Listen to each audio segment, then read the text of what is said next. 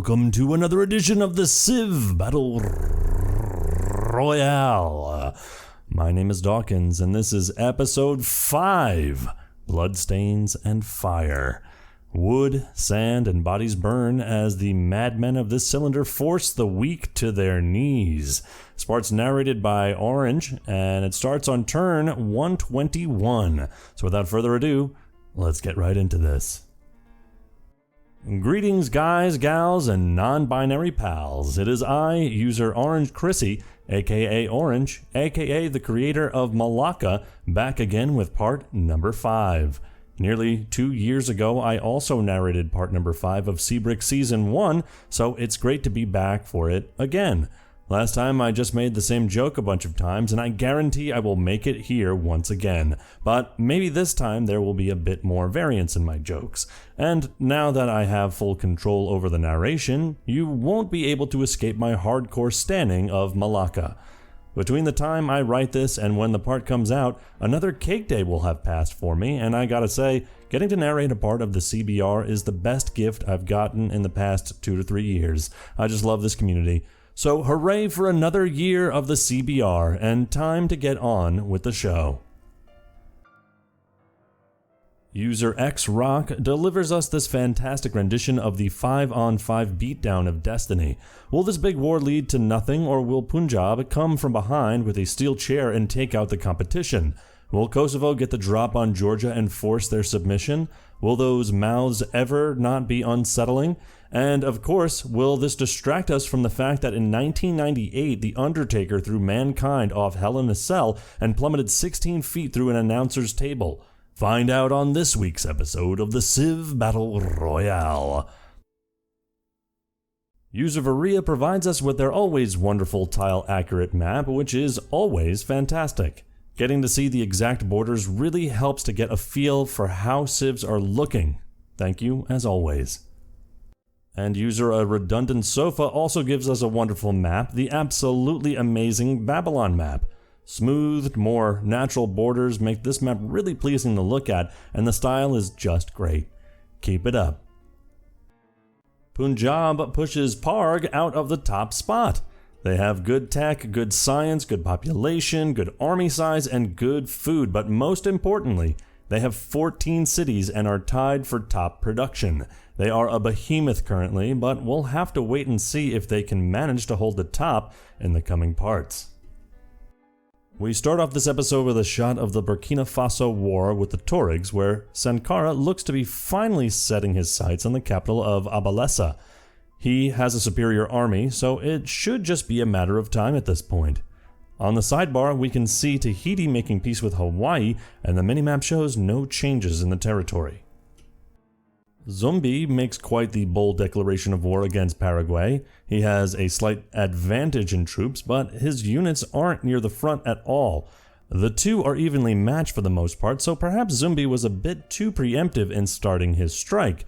Either way, this will certainly be a deciding war should one of the two of them actually come out on top instead of just a quick peace. The Olmecs batter Portmore down to red, but Garvey has finally brought his navy around to mount a defense. By the look of things, Jamaica will stand strong and perhaps even follow up with a greater invasion of Papalopan. But there is still a chance my desire of a Caribbean Olmec empire will come true, so may Portmore fall. The Bolsheviks take and burn Mitsketa from Kosovo, and Georgia has a settler at the ready to replace what was originally theirs. Lenin also pushes on Forzaj and Peje with a cavalry attack. The native Ukrainians of the region feel a sense of déjà vu, but can't quite figure out why. It seems for whatever reason, the Anangu plan for sending their large army in the sea isn't helping them. Absolutely shocking, to say the least. Jilpi instead faces Uluru and dreams with all his might that Mutujulu is saved. Sadly for him, the gods won't save him, and he sent his army to drown off the coast of New Guinea. William Barak sits at home and laughs heartily at the incompetent enemy he is fighting. My desires were answered. Portmore falls. Jamaica still has 5 boats surrounding the city compared to the Olmec's 2 barely alive boats, but hey, it's something. On the side, we see that Toiparina has made peace with Lotaro with no cities changing hands, and Solano desires more opponents and decides to send a couple of rather strongly worded letters to Garvey suggesting at his idiocy at letting Portmore fall to the Olmecs. Garvey promptly throws the letters out, missing the one declaring war, thinking they were just junk mail. Kublai Khan forgot how to push and has retreated a few tiles. Perhaps he is gearing up for another attack, or perhaps those units in the water are planning a naval invasion. Either way, Nurhaci celebrates a successful defense by getting incredibly drunk and boasting to anyone within hearing range about how terrible Kublai is. It's a wonderful night. While this may have happened earlier, on the minimap I spot another city in Patagonia founded by Palmares. The Mapuche are really quickly losing out on the free real estate that they had. New Netherlands also founds a city in Labrador. In the dead of the night, Chilpi gets onto a horse and quietly leaves town. His capital is on the verge of death, with spearmen and horses knocking down its doors. He wishes he could have done more, but refuses to admit that his plan to drown his army was bad. He whispers, "Scurvy makes you stronger, scurvy makes you stronger," because now he's a pirate apparently, as a reassurance to himself as he goes. The citizens of Kularu wonder why they haven't been attacked yet, despite being surrounded on 3 sides by enemies. Perhaps we made peace, they think, and return to their daily routines. Wonderful, absolutely stunning, just perfect, lovely. Malacca holds Haiphong and doesn't raise it this time. Vietnam doesn't have the ability to take it back, so it's ours for the keeping. I mean, theirs for the keeping. Mansur's navy makes its way to the Gulf of Hanoi, where it will likely begin to pressure Saigon. It doesn't seem likely that they will be able to take much more with the lack of water access and jungle terrain, but they shall at least hold Haiphong. I love to see my boys doing well. In non-Malacca related news, Taiping becomes the first to colonize the Philippines. Perhaps Malacca will follow. William Barak stands at the base of Uluru, having been unable to find Chilpi. He resigns his search and assumes the coward abandoned his people. A shame. He had wanted to greet the leader personally and tell him thanks for joining in William's foray into fighting on land. His failure to fight Malacca still rested on him, but he patted himself on the back with his accomplishments here. If only he wasn't on an island, he may have been able to replicate this strategy against more foes. On the sidebar, we see Lesotho having decided to throw a pin at a map and fight whoever it landed on, declaring war on Hejaz, and Georgia and Kosovo putting aside their differences as Kosovo started getting spooked about the Red Army at his doorstep. Not seen is Laos attacking Bhutan and Bhutan attacking Northern Yuan. Ferdinand I lands a large army onto Greece and brings a large navy into the Aegean Sea. Ibrahim Rugova is startled at how fast it appeared and has no means to fight it. Too late, he realizes that his capital may fall.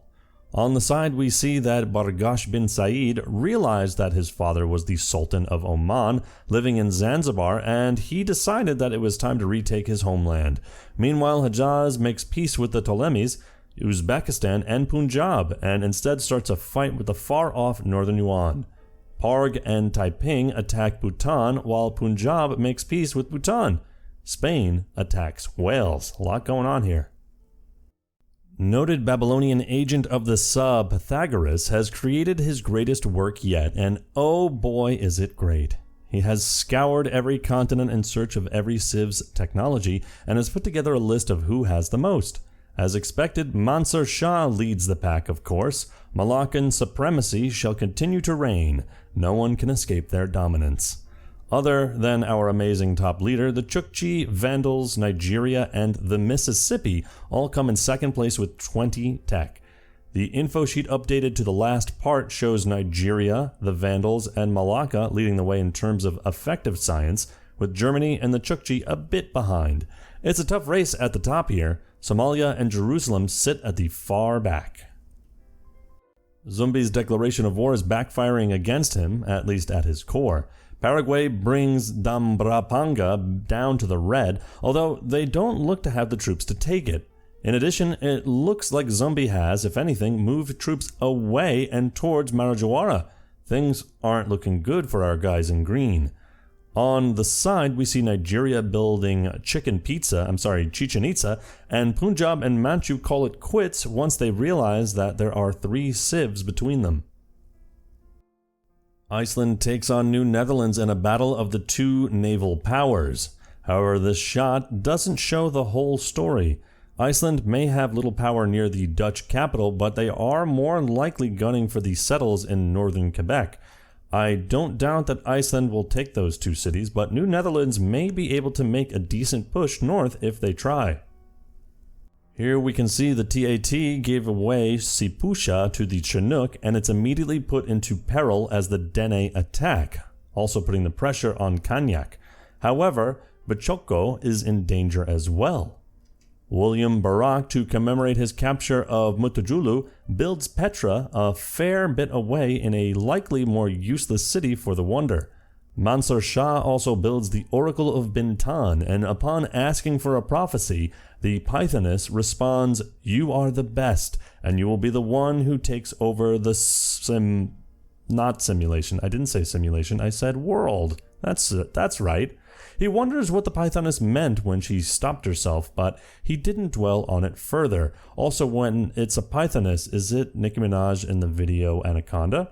Probably. Hidden, Northern Yuan and Parg make peace, and Palmares and Paraguay make peace, neither with any gifting of cities. Bhutan is facing quite the large threat from Taiping here, Kelifu already being hit and surrounded. It'll fall soon. Their other cities are luckily protected by mountains, but that by no means they're safe. On the side, Tuscaloosa declares war on the neutrals, saying, "We were going to settle that land, but then we found you already on it, so give your land to us." Here we see Mississippi launching an attack with the settlers. Tuscaloosa calls it a bold new strategy that will take the neutrals by surprise and will take no questions. Kinderhook starts to take damage as the Icelandic fleet batters its walls, but Peter Stuyvesant sends a large number of troops at the Iceland outpost of Mosfellsberg. There is a good chance they will take it, I think, given how open it is to a naval attack. Chola hops out of one useless war and into another. William Barak, still unsure where the Anangu army is supposed to be, is starting to wonder if maybe war is just like this and why he didn't do this sooner. He still hasn't quite figured out boats yet, as his navy attempts to take the landlocked city of Amada. Jilpi, on the other hand, is hiding out in Warakurna, madly muttering to himself that his plan was perfect and that his people just didn't have enough faith. Yes, that must be it. They lacked the faith. If only they had more faith, the plan would have worked. If only, if only. A few of his citizens stand outside the shack he is holed up in, wondering if they should tell him that he's not in the governmental building he's supposed to be at all. This is a Wendy's. The Kulin send 2 settlers into Micronesia, and Japan's settler is also trekking its way over. Tahiti doesn't have a settler in sight, which is a problem as this land should be theirs. 5 turns since we last saw this war, Pristina has dropped to yellow and Ibrahim has finally brought over some units for defense. The Italian navy has seemingly disappeared from the Aegean, so they just might be able to pull off a successful defense, but it's looking tight. Ferdinand issues a declaration of, "You should just give it to me," which is received with blank stares and a loud no. William Barak proclaims a feast for the capture of Pukaja. However, in the partying, William accidentally knocks over a candle, which quickly starts a large fire that reaches all through the town. He escapes the fire and turns around to solemnly look upon the burning ruins of what was his. It was an abandoned city, he thought, so maybe it was meant to be. Jilpi's underlings managed to pull him out from where he was and get him to the governmental building he needed to be in to lead. But his men seemed scared of him, as he continued to mutter things about scurvy, faith, the plan, and the sea. The war between Laos and VOC has grinded to a standstill, it seems. Pontiac is in the yellow, but Laos seemingly unable to push further. The small area and hilly lands offer a surprising amount of protection. In the east, Vietnamese troops have been pushed away from Haiphong, and Vietnam instead decides to try and found the city of Hainan. Given that Taiping land, they will most likely settle in one of the two southern provinces, which would make it an easy grab for Malacca. Vercingetorix catches Llewellyn by complete surprise with a massive invasion across the sea towards Abertawe. Seems like Vercingetorix promised Llewellyn that he wouldn't attack if he was allowed to settle 3 whole cities in northern England, and Llewellyn took the bait. The Gauls are about to become the ruler of Britain, it seems. The settler invasion strategy by Tuscaloosa is rather shockingly a failure, and Tuscaloosa is forced to actually send his army on the attack. In the meantime, so Harrison manages to take Etowah before the settler strategy is realized to not work. Nice job, guys! The Great Lakes should provide Canducho the natural defense needed to stay safe, so as long as they make peace without Mississippi retaking Etowah, which seems unlikely, then this war will have been a big profit for the currently ranked 58th Civ, and a massive failure for the currently ranked 5th Civ. That's our neutral boys, gals, and non-binary pals. William Barak seems to be tempting fate by sending his settler even closer to the Tahiti core. Perhaps if he gets too close, Tahiti will put their navy to use and actually take a city for once. Perhaps I spoke too soon for Pontianak. They are dropped further into the yellow, and more elephants swarm the gates. Perhaps I should have taken a closer look at the abilities of the Civ, since Laos' Great General replacement spawns 2 war elephants with it, and the war elephants have 100% combat strength against cities and double movement through forest and jungle. Geez, aka these 2 elephants can do a whole lot of damage. Jen Cohen needs to pick them off before it's too late. Also, Malacca showing off their new Gallius in their capital means they finally got compass, which they didn't have when Pythagoras' list came out. First in the world to the tech, and their tech dominance means they will be the masters of the sea for quite some time. I forgot if I mentioned it before when it happened, but Spain is also at war with Wales. So while Llewellyn sends an entourage to Murcia, Vercingetorix pushes on both Abertawe and Caernarfon. Carlos may be able to sneak in and grab Caernarfon with a boat, but either way, Wales is falling hard. Once again, we return to the burning city of Pukaja and the naval attack of the inland city of Amata. William's army has more or less dissipated after he had them all head home and ignore the burning of the city. The citizens of Amata, after realizing the insanity of Chilpi and the lack of communications coming from Warakurna, proclaim their own republic. Chants of, "We have one composite bowman, we can defend ourselves against the world," are heard throughout the city. Oh hey, it's Sweden! I always forget there is a Civ up here because of how little they have done. A few turns ago, the log said that they declared war on Northern Yuan, so that's something, I guess. Last touched on in the first slide of this part, we see that Sankara has almost succeeded in taking Abalesa. The city is on its last legs, deep in the red. Multiple horsemen and swordsmen sit outside the city in wait for the walls to finally be able to be breached. It's been a long war, but Burkina Faso is going to have very big gains from this war. After their initial rise and fall, it seems they are back to having a very strong position in Africa. On the side, we see the nearby Nigerians have built the churches of Lalibela, a wonder which provides +3 faith, +1 great artist points, and +1 faith from all specialists. It's very strong. Pristina gets knocked down to red as Ibrahim takes out a few more units and gets a bowman in the way in the south. But by the looks of things, Ferdinand has this one in the bag. At the very least, Kosovo has managed to push back the USSR, it seems. The swordsmen of the Heavenly Kingdom stand at the doors of Gelefu, ready to sack it. A Bhutanese settler stands behind the mountains, ready to resettle the city if it gets razed. Taiping has expanded incredibly fast with settles and soon now actual conquests to back up their position. Caernarfon falls and is burned. The citizens of Abertawe panic in fear that they too will be burned, and given how large the city is, those fears are justified. The city will fall very soon. Elsewhere on this slide, we see the Gauls sending another settler into the North Sea, Germany sending a settler to Scotland, and Germany saying, "Screw you," to the people of Cenabum by citadeling them twice. I stand corrected once more about my previous prediction. The Olmecs hold the city and only a single Olmec trireme sits nearby. A wonderful starting point for a Caribbean empire. Also, for what it's worth, the city flipped once as far as I can tell in the logs. New Netherlands, while fighting in the north, also settled Cuba. Jamaica really let us down on the settling game, but no one had any expectations of them in the first place, so I guess it's not so bad.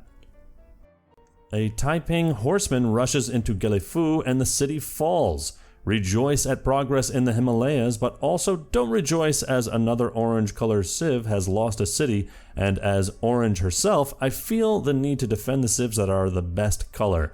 On the side, we see that Iceland and Hidden TAT have declared useless wars on the Olmecs.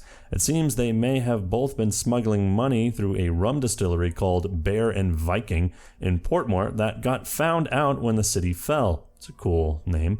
We also see Laos and VOC making peace with one another, with no change in cities. With the alcohol of the last celebration gone, Narhachi picks himself up, founds another city on the Korean peninsula, and launches a counterattack on Gonjo. And it is a huge counterattack. Kublai Khan seems to have just forgotten that he was at war with the Manchu and has moved his armies away. Truly a devastating combination. Manchu started out weak, but they are really picking themselves up now. Abertawe attempts to mount a defense, but it is too little, too late. The city is plunged into red as it gets surrounded by Gaulish troops. Soon they will face the same fate of those in Caernarfon, a brutal and bloody burning. Any who make it out alive and find their way back to Caerdid will surely be traumatized. William Barak has returned home to Corendurk, complimented himself on the successful war, and promptly fell asleep. Some of his troops, after witnessing the last of Pukaja burned down, decided they wanted to keep going and made their way to Warakurna, where they hoped to put up a fight. The citizens of Warakurna are scared. Their leader has become a muttering mess, constantly saying faith, sea, scurvy, and the plan over and over again. The citizens are starting to think that they should take over like the citizens of Amada did. They look outside the city walls and see more of William's men outside. Matters may need to be taken into their own hands. Best Boat Boys are back using their boats to attack Saigon and Hanoi. It likely won't be successful since both cities have only one tile of access, but there is a solid chance that it may be able to bully Vietnam enough into giving away Saigon. Also, the Vietnamese settler on Hainan seems to have disappeared, possibly back on the mainland behind the caravan, and possibly killed. Along with this, we see Malacca sporting their new Karak. They should be on their way towards trying to get astronomy soon and their unique unit, and on the way picking up education, and likely being the first to do so to boost their science even more. Anyways, I'll have to take a second to step away from the best civ in the game, Malacca, to note that Cullen has sent a couple of ships to just go kill the floating army of the dead of Anangu. Some warriors have fled to Hainan, while some are still around the Philippines, and one is trying to make its way to the Taiping Core as refugees. Here we see Abalesa once again teetering on the edge, about to fall and surrounded by enemies. Next time I see this front, Burkina Faso better have taken the city. I'm looking at you, Sankara. Anyways, a fun thing you try to do here is play Spot the Vandal Caravan. I counted at least 10 Vandal caravans. How many can you see? At this point in the game, they really should only have about 3, but they actually have about 30 at the end of the last part. Where are they getting them? Who knows, but they are getting filthy rich. Pristina sits on the edge of collapse, and a single tap could take it down, and Ferdinand has a full health swordsman sitting right next door. This looks like it, folks. It feels like Vercingetorix is putting on a show to traumatize the Welsh. Abertawe sits even deeper in the red. Units stand on all sides. It seems that there are a number of cities on the verge of falling this turn. William Barak's men take potshots at Warakurna, not exactly sure how to go about the fight without their leader, but at least a general decided to hang around and help them out. Jilpi steps out onto the balcony of the governmental building in Warakurna and, addressing a crowd of a few 100,000, gives a speech. "There are traitors among us, those who do not have the same faith you all have. For if we all had faith, then the dead would rise and the tides would have turned back against the Cullen long before they reached Mutajulu. But that did not happen. There are some individuals of this great country, including some here today, who do not have faith, who did not trust the plan and sold their friends and families out. We must be vigilant in our fighting and seek vengeance for those lost by those with little faith. We will rise again. The crowd didn't quite know what to make of the speech, but it was the most coherent thing Chilpes had said in months, so they applauded anyways. It seems at some point Mandukai decided she had a strong dislike for Japanese settlements in Siberia and decided to burn them. So far Sanjo has fallen, but with the rough forests and rivers, I doubt she will get any further. On the side, Wilhelm realizes he's had enough of Ferdinand sitting around Pristina and not taking it, and attacks Ferdinand himself. And Abalessa falls, a glorious sight to see the first slide in this part coming to fruition, with the Tuaregs getting forced into 2 distant cities.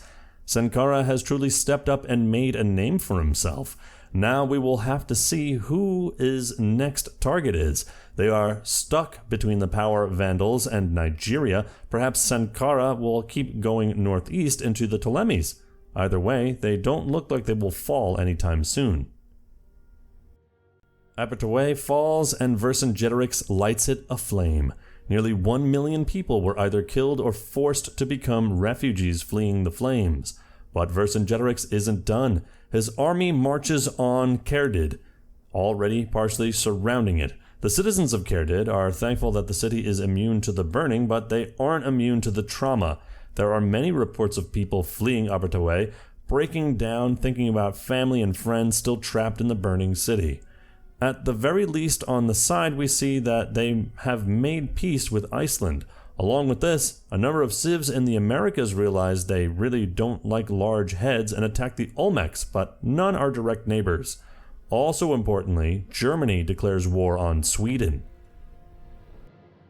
Despite the speech, the Anangu people continue to lose faith in Chilpi as he failed to do anything about the encroaching army. Rumors of his mutterings made their way into the homes of every citizen. The people started wondering if Cullen's rule would be better. Chilpi once again made an escape, passing by a few Cullen army regiments, mistaking him for a refugee. He made his way to Amata. Even if the people there had already thrown away the shackles of his leadership, he still believed he could walk in and take over. The city hadn't been touched by the war, but soon it would come for them. It seems about 10 turns ago, Chola joined in the coalition against Hejaz, perhaps to recoup their losses to Punjab. They have sent a large fleet towards Yanbu and Rabai, and with Rabai's 3 coastal tiles bordering the city, it will likely fall. Yanbu is a bit safer. Somalia also takes potshots at Taif, down south. Hejaz and Somalia both have abysmal signs, so Chola will likely be the only one to gain anything out of this. Pristina somehow hasn't fallen. Ferdinand, hello? There's a swordsman right outside the city gates. Why didn't you take the city? If Ferdinand somehow fails to capture Pristina in his war, I will have lost all faith in them and probably a decent amount of money in stonks. Wilhelm's war declaration from a while back looks to be quite real, it seems. The mountains aren't going to stop him from taking aim at Gajkove. The Tuareg launch a counterattack against Abalessa, and with how weak the city is, they might just succeed. Sankara definitely looks to have troops needed to retake it if it does fall, but it will hinder their abilities to regrow once the war is over. Also, it's that time to play Find the Vandal Caravans. This time I count 12. How many can you spot? Yep, down the city falls, and quite the push too, as Burkina Faso's 4 horsemen are dropped to just 2. Sankara's army dried up real quick, it seems, so maybe the city won't be able to be taken back as quickly as I thought. Back to the far north, we find that Iceland has managed to snag Staten Island away from New Netherlands, although I'll never know why they would want that stinking pile of garbage. Kinderhoek is in the yellow too. On the other side of things, Peter Stuyvesant has failed to make any sort of push on Mosfellsberg, but they have sent quite the contingent towards Iceland's core. I doubt this will be able to do much against what I would assume is the larger Iceland defense fleet. If Peter can't take Mosfell's bear, then this will be quite the loss for them and potentially cut them off from northern expansion for good. Warakurna sits almost defeated, completely surrounded. A few missionaries are stationed outside the city, ordered there by Chilpi himself. They wonder if they will actually be able to help the people or not. They were told they just needed faith, and as missionaries they certainly had faith. But even they recognized they needed a lot more faith if they wanted to prevent the coming takeover. Above, we see that the VOC have sadly become the first Civ to found a city on Sulawesi, although its location does lend it to be a little in the means of defensiveness. Even Hawaii may be able to take it off of them if Hawaii ever wanted to do anything in the game. The missionaries give a solemn prayer as the Kulin flag is raised. With William not leading the charge, the city wasn't accidentally burned down this time. Reports say that no one was able to find Chilpi in the city, and he must have escaped. Strangely, the people of Amata, while expecting Chilpi to appear, never saw him. Perhaps he blended in with others, perhaps he got lost in the Australian outback. Perhaps he ended up in Kularu and managed to flee on a boat elsewhere, or perhaps he died in transit. Either way, the Republic of Amata has become the last remaining holdout of the Anangu. Perhaps the Kulin will be merciful and allow them to stay, or perhaps they will be ruthless and enforce their continental hegemony. We will have to wait to see the fates of the people of Amata. I was ignoring the fallen capital icon on the sidebar, but now we see what it was. Ferdinand finally woke up and ordered the swordsmen to attack Pristina, and the city fell, just like that. There are still a number of bowmen outside of the city, but the nearest melee units are a horseman in the hills and spearmen in the water. Perhaps Wilhelm will be able to sneak his horsemen in and take the city, but Kosovo is the loser either way. Ibrahim has fled north to Peje and the coast of the Black Sea. He still has strong defenses, so he's not out quite yet, but losing his capital was a serious blow. Sankara pulls himself together and gathers a large number of troops to once again assault the Tuareg capital. However, Tin Hinan has troops of her own that may be able to hold the line. On the side, hidden away, Chinook and Mississippi declare war on the three affiliated tribes. Zaire and the Vandals declare war on Spain, the VOC and Taiping declare war on Vietnam, and Vietnam makes peace with Malacca, and the Republic of Amata makes peace with the Kulin, saving themselves. Llewellyn sits on his throne wondering where it all went wrong. Caernarfon was razed to the ground, Abertawe is making its way to the same fate, and Caerdydd is beginning to be bombarded. The Welsh have quickly been swept by their green brother, and the fires of their lives slowly flicker out. Soon, the lower part of the Isles will be united once again, although this time in a slightly more vibrant shade of green. Despite Wilhelm starting the war, Karl is the first to make moves, pushing on Gothenburg, Strasbourg, and Stettin, to add to all of that. However, all of these attacks don't look like they will be successful. Both civs have large navies and all the nearby cities sit on quite a bit of coast. Malmo is already in danger, but whoever comes out on top at sea comes out on top of the war. While Wilhelm has a power base already, this war will be the make it or break it war for Karl. Ibrahim, after a brief stop in Peja, turns right back around and leads his army into Pristina, taking the city back. There doesn't seem to be many ranged units backing Ferdinand up here, so there is a chance Kosovo manages to survive this war intact. If Cleopatra wanted to, Capua and Chetty seem quite open to a naval invasion, and she has quite the fleet, wink wink nudge nudge. On the other side of the world, we catch the first glimpses of the war between the Mississippi and Chinook versus the three affiliated tribes. The Mississippi have a huge army marching in, so this will likely be a painful war for the already hurt TAT. And just to kick them while they're down, their settler near Castalian Springs is about to die too.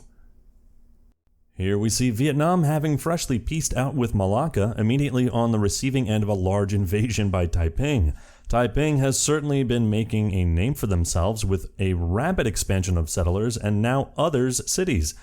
Hanoi is already taking damage, and with Vietnam's army down south, there's enough that Taiping just may take it.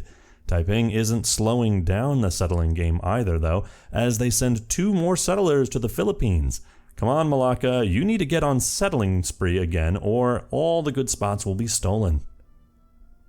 In the Vandals' war against Spain, Cordoba immediately falls to yellow. A large number of boats also make their way towards Sevilla and Toledo. With how massive the Vandals' army is, there is a solid chance Spain loses 3 cities or more.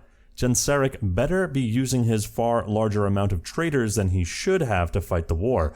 Maybe he can take Madrid that way, send a bunch of traders and hope Spain doesn't kill them. Or maybe he could just buy the city.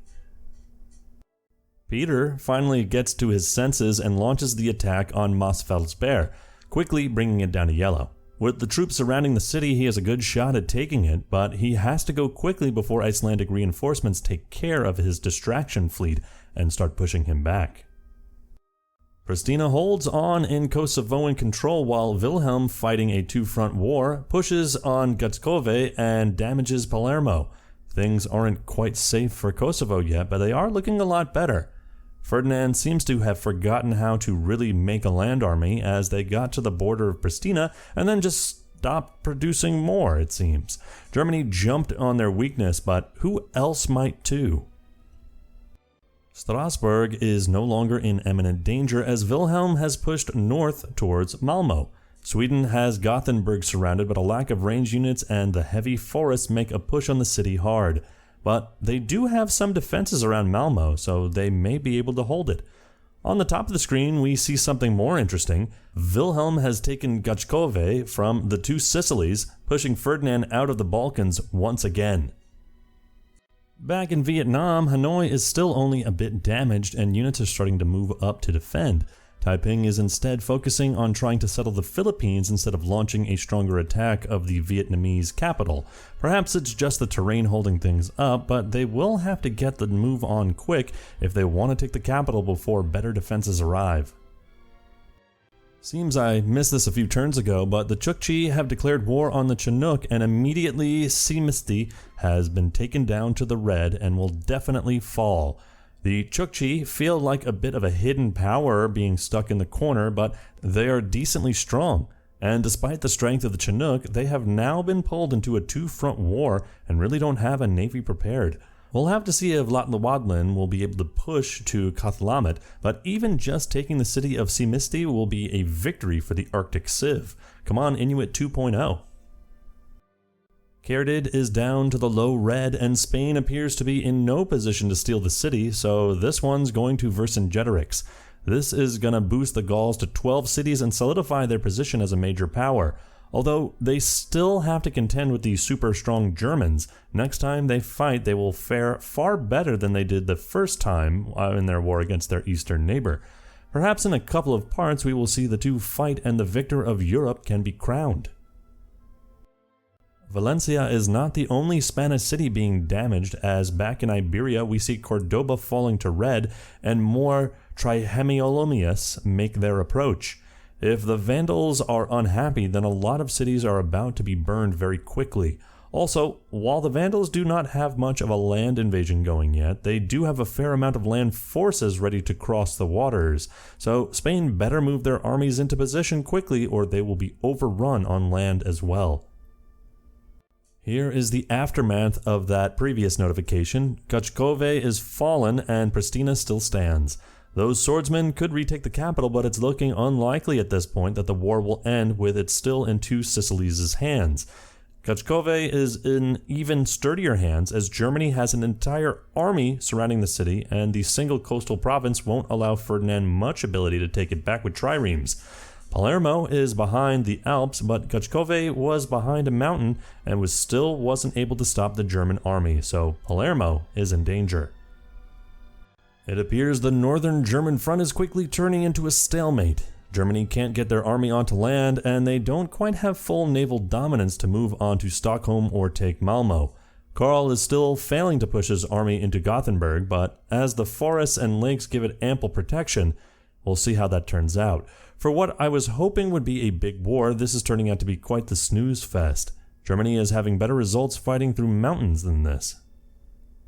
William, fresh off the conquest of much of Australia, realizes he quite liked war.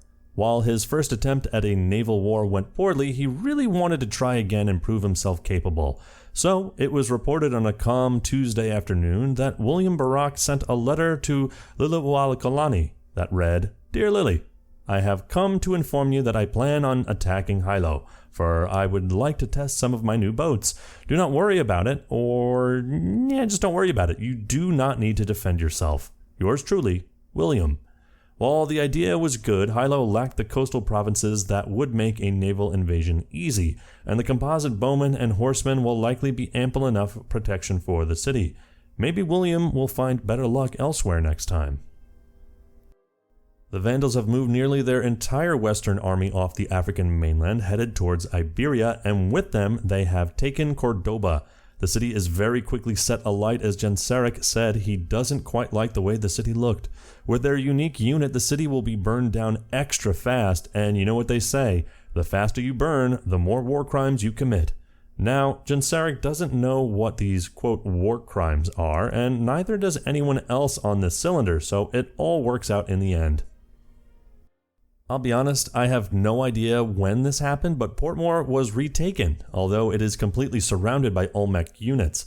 Now, they aren't boats, so it may be a bit hard to do a naval invasion of an island city without boats, but I bet they'll figure it out. They got big brains and those big heads.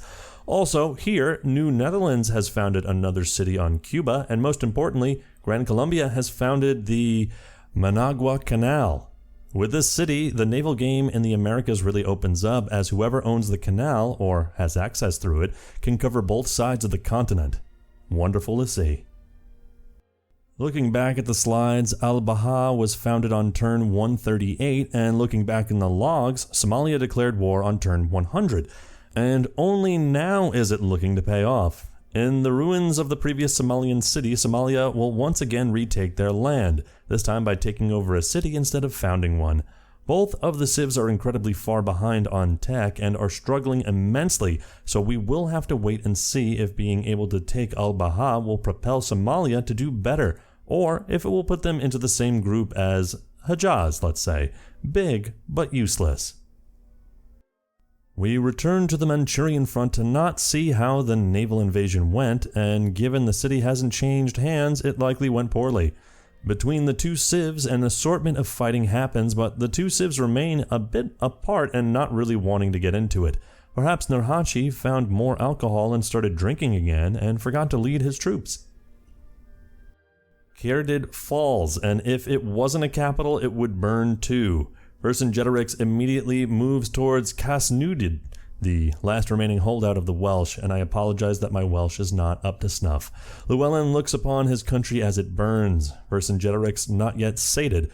Historians hundreds of thousands of years in the future will likely look back at this time and refer to Vercingetorix as a bloodthirsty madman, or if we end up in a particularly dark timeline, that Llewellyn was a weakling who couldn't fight the glorious might of the Gauls. Perhaps Vercingetorix picked up this attitude after seeing Vienna taken, and he just wanted revenge. We may never know fully, but we do know that the Welsh have been burned to the ground, and Western Europe will never be the same. Back in America, the Mississippi push on Socotit and Saanich. Both cities are very lightly defended, and the Mississippi army is massive, so this looks like it will be a fairly quick and easy war for them. In the west, the Chinook are having less success as they have to push through the Canadian Rockies. At the top of the screen, the Chinook city of Sipusha is mostly hidden from view, but it appears to be the target of the TAT armies instead of defending their southern front. As Cordoba burns, the Vandals continue to push at Toledo with a large force of boats and armies ready to land on the beaches. Spain is still struggling to put up any sort of defense to prevent the Vandals from landing all their troops on the peninsula. This is certainly going to be quite the hit to Spain and potentially take them out of the running altogether. Up in the north, Simisti falls to the icy marauders. Now comes the difficult part of pushing through the small gap they have to Cathlamet. While losing this one city does hurt the Chinook, it was a small city and they have more land to settle. But they are lucky that the Chukchi are forced through this small hole, as otherwise their entire western side would be flooded by light blue units.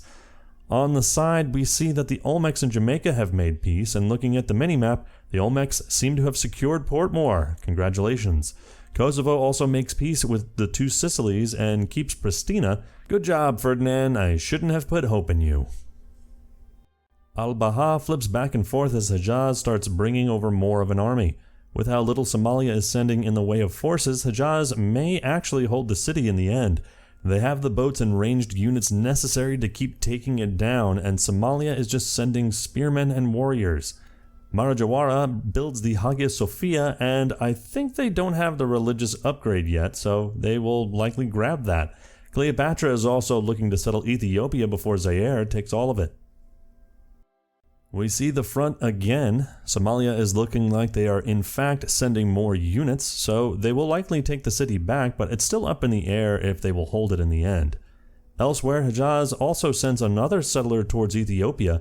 On the side, we see that Bhutan makes peace with Laos, and a number of useless wars began against Vietnam, and the Chinook and Chukchi made peace. Cordoba is burnt to a crisp, its people largely killed en masse. The Vandals also drop Toledo quickly to yellow, and its citizens become very scared for their lives.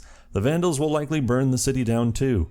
It must suck to be in Iberia at this point. To the north, the Gauls just burn the Welsh to the ground, and to the south, the Vandals are doing the same to them.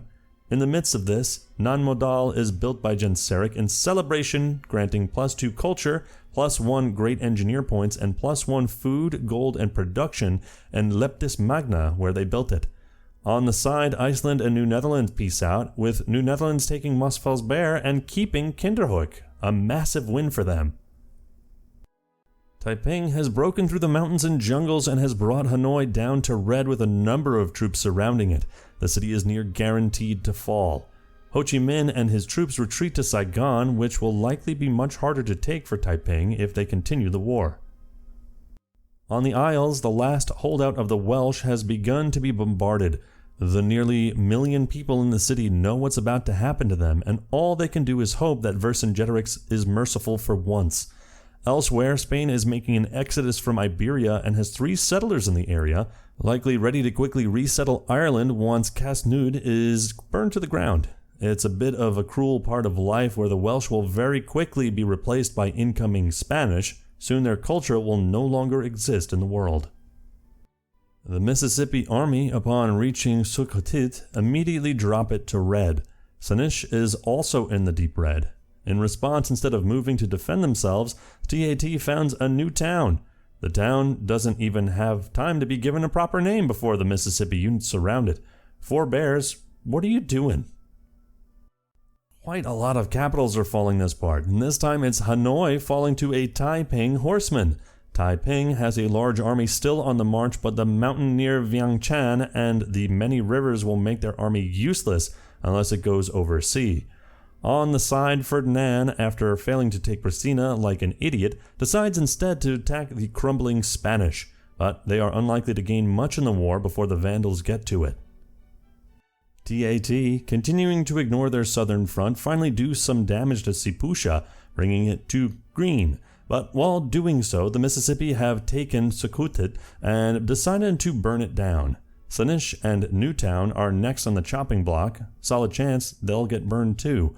There is a lot of raising in this game, and the Mississippi are just going to do it more on their path of destruction. Except against the neutrals, I hope. Toledo falls to the Vandals, and they surprisingly don't burn it. It seems the one-pop city was small enough to not put them in the negatives. Now the push inland shall commence as their mass of troops around the coast begins to push in. Ferdinand was really too late as his only option for attack was snatched in front of him. Really letting us down here, Ferdinand. Come on. Malmo drops to yellow, but only a few triremes sit outside it with ranged units in the city. Wilhelm has decided that his best move is to found a new city on the front line, Posen, and it is a solid move as any approaching triremes can be shot at with it, and it can produce more boats. Sweden, on the other hand, has Gothenburg even more surrounded, but is still yet to start damaging it. They seem to be having better luck in the naval fight, but even that is unlikely to lead anywhere. This is ultimately a war of death for those fighting and no gains for either side. The great Babylonian Pliny has made his way around the world searching for happiness, and on his travels he compiled a list of which civs like to smile the most. At the top of the list we have Bhutan, who even after losing a city to Taiping, is nearly twice as happy as the Welsh. Wait, why are the Welsh so happy after their country burned to the ground? Are they masochistic pyromaniacs? I guess that's part of the lore now. TAT continues to fail at doing much against Sipusha. The Dene also decide to have some fun and citadel it. On the side, Malacca attacks Bhutan and they have a chance to do something in the Bay of Bengal potentially, so hopefully they can. There's also hidden northern Yuan making peace with far-off enemies, and a few people not close to Spain attacking them. And there we hit it, the final slide of this part. We get a nice overview shot of a location really not seen much in this part, South America, and the massive Paraguayan army along with the surrounding Mapuche cities. If Solano wanted to, he could likely attack any of his neighbors and win handily with an army of this size, so hopefully that happens. What a wonderful part of bloodshed, burning, madness, and destruction this was. I hope that I did not make this too painful to read, though, and that I provided some enjoyment to everyone. I had fun writing some more narrative bits to this, like Chilpy's madness. Hopefully people liked it, and that it wasn't just a waste and that was useless to write. Orange, stop being so self-deprecating. I know it's strange for me to criticize you for being self-deprecating, but really, you're great. Anyways, a huge thank you to BC for letting me narrate and for making the CBR possible, and thank you to the community. I love you all. And remember, there was no Malaccan bias here, none at all. Praise be to Malacca. And with this final slide, my name is Dawkinzz. Please like, subscribe, and do all the fun YouTube stuff, and we'll see you next time.